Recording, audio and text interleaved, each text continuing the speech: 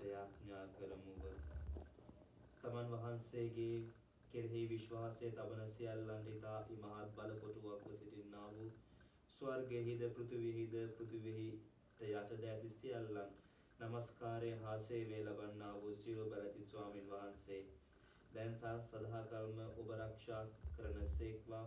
ඔබ විසින් සනීපේ හා ගැලවීම ලබා ගන්නට හැකි වන්නේ යම් කෙනෙක් තුලද යම් කෙනෙකුන් කරුණ කොටගෙනද ඒ පිණිස අපගේ ස්වාමි වූ ඒ යේසුස් ක්‍රිස්තුස් වහන්සේගේ නාමය පමණක් මිස අන් කිසි නාමයක් ස්වර්ගයෙන් මනුෂ්‍ය ශ්‍රද්ධාවෙන් ළඟා වී ඔබගේ සැනසෙල්ල පිණිස මේ ශුද්ධ වූ සක්‍රමෙන්තුව ලබා ගන්න.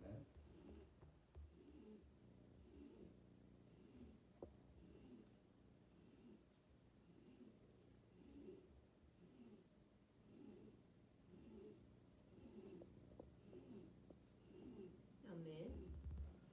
Amen.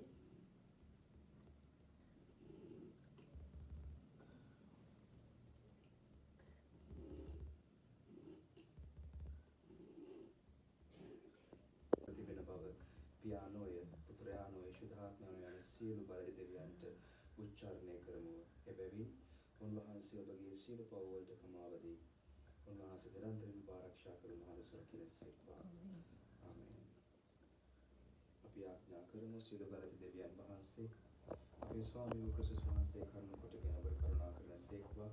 ඔබගේ සියලු පව් වලට කමා වී සිල් නපුරෙන් ඔබ මුදනසේක්වා. සියලු යහපත් කම්හි ඔබ ස්ථිර කොට පිහිටවන සදාකාල ජීවනයේට අප පමුණුවනසේක්වා.